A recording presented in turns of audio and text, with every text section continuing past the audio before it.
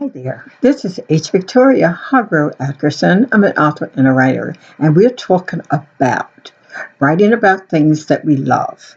And we talked about hobbies, how you can incorporate hobbies into your stories, and sporting events, games, uh, whatever your interest is. So today we're going to talk a little bit about your interests uh, and occupations because they kind of go hand in hand, I think.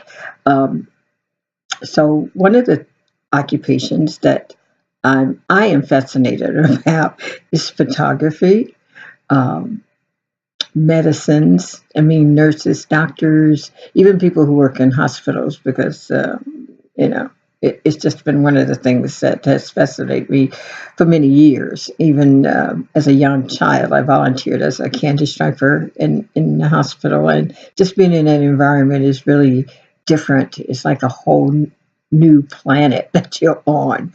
There's so much to go on there, and I worked in Temple Hospital for a while too. So there's a lot of stuff that you can get from that whole area of medicines and doctors, nurses, even orderlies. There's so much that you can get there, and you can bring out such a rich environment.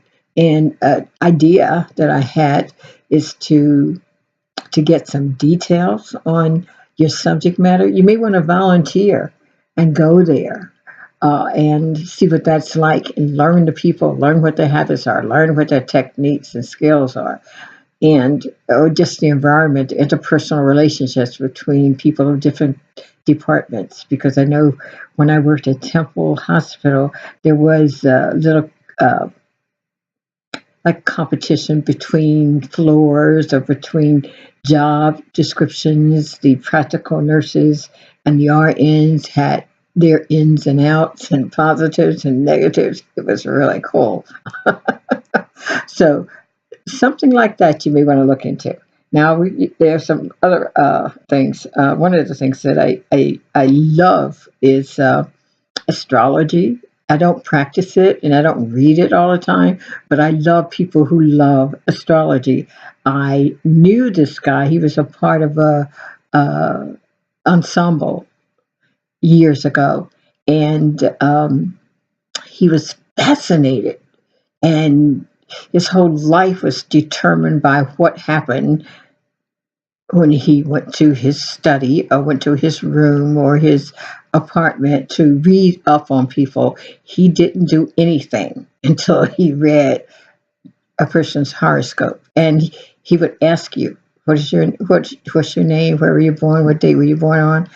Before he even established any kind of relationship with anybody. If you did not meet his criteria, he had nothing to say to you. And I thought it was really weird, but very, very fascinating. So you may want to take a look at that. I used that example in one of my writings because I think it's um, just such a colorful thing for a person to incorporate in their lives and let that govern their lives. Like some people are vegans now, everything they do is about the food, and they are very adamant about it. So you want to take a look at some of these occupations. I got oceanography, scuba diving, poetry writing, like us, um, being a chef, types of, especially when you talk about different types of chefs and different types of specialties that they have. Politics and politicians. We have rich material to work with these days. Acting, which is absolutely fascinating, always, always colorful. Um, Journalism, reporters, commentators, firefighters, historians, um, airlines, the pilots, Navy, Army, Marines, comedians. You can talk about all of these things, and how you want to do it depends on what you decide. One of the things that I love about history, you can go to the place you're going to research and learn firsthand. Get that information for yourself. Don't depend on anyone else to give it to you. Go do that. I'll be doing that this summer when I go on my trip out west to see what I can generate from the land itself and from the people who live there, the people that know these stories. It is a wonderful process. I do a lot of interviews with people when I do that. So it's really difficult, it's really great. So when you talk about different occupations that you want to think about the difficulties of that profession, the positives, things that they celebrate. What is that about? Like the Navy has so many different affairs and so many different occasions that they celebrate. Even like the Army Navy game. Here we go back to football, and I have to say the Eagles are playing in the Super Bowl again. I just love that. I'm a Philadelphia fan, so it gets crazy. So you have to pardon me if I get distracted a minute, but just the idea of football, I think of my Eagles, okay? But think about the training and the techniques it takes to for these people in these different professions. What does it take for them to become who they are? And look at them as they perform their task, how they relate to other people, how do they relate to the world around them, their not only the patients, like if it's a doctor, not only the patients, but other people who live in that environment and work in that environment. It's a really rich field. So you can take that anywhere. Um, I think one of the things that I love to do when I'm going to different places is to um, I research the history in books. I do it online and do internet searches. But that firsthand information, that's the best.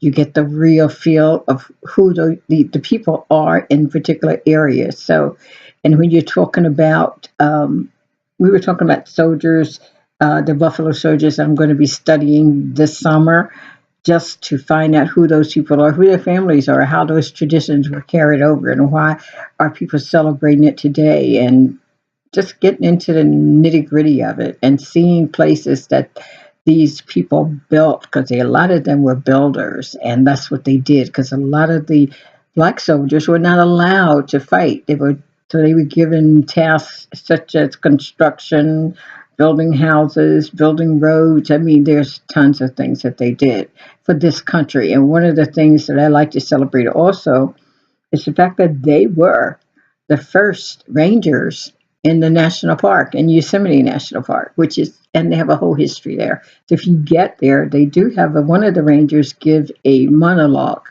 about the Buffalo Soldiers and how they came to work there and what they did while they were there, because they were the law in Yosemite National Park for many, many years. So things of that sort you can get when you're traveling, and just see what that can do to your writing. It's such a rich, rich field and a rich territory for you to just explore. It is a marvelous journalism.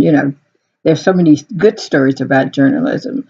And today, looking at the news and how that's affecting our free speech, our right to express ourselves, that's coming under attack. So maybe somebody somewhere can do something on that topic, because I think it's one of the dangers of our country being taken over by other people, because free speech is the foundation of our country, and we need to have that. We need to be able to write to and express ourselves. So take a look at all of these areas and see which one fascinate you. There's a lot of them that I love, and it's just great. I think it's fantastic. But think of who you are. Think of what you love most and what you are most passionate about, because that is what people want to read. They want to feel what you feel.